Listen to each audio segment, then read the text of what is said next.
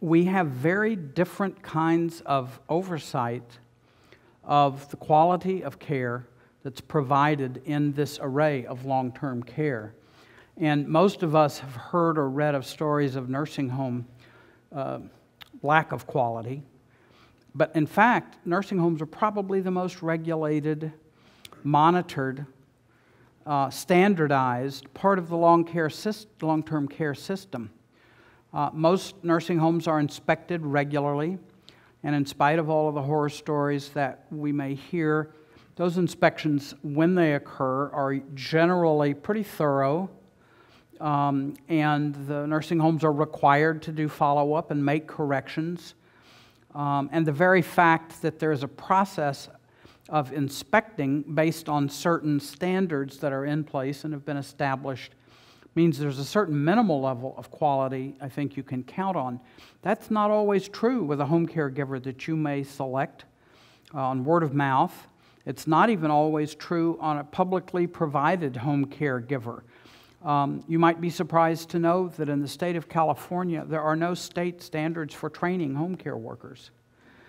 Some counties have some training programs. Some counties provide none whatsoever. And at the rate of pay that the typical home care worker gets, it's a minimum wage job. You can't expect somebody with a master's degree in gerontology to come take care of grandma. So there are real issues of quality, and sometimes you don't discover the problems or the issues with quality until you're already involved in providing long-term care or receiving long-term care. And sometimes that's too late, to be honest. Sometimes people can get themselves into a problem where there is lack of quality, lack of oversight. The state of California, for instance, is in a terrible financial mess. That's not news to anybody here, and if it is, you should leave because you're not paying attention. But Gretchen, well, I don't mean to take it lightly. That's something I struggle with. That's one of my jobs in Sacramento, is trying to advocate for better funding and maintaining the programs that we have in place, and we're losing. But Gretchen talked about residential care facilities, what some of you may know as board and care facilities. It's an old name, you know. An individual who opens their home and has, say, a 3 or 4 bedroom house and brings in 6 people or so to take care of. Do you know that we now have an inspection regimen that this administration, this governor and his staff have signed off on, of looking into those homes once every 7 years? That's how frequently they're being monitored. 7 years is the lifespan of a frail elderly senior.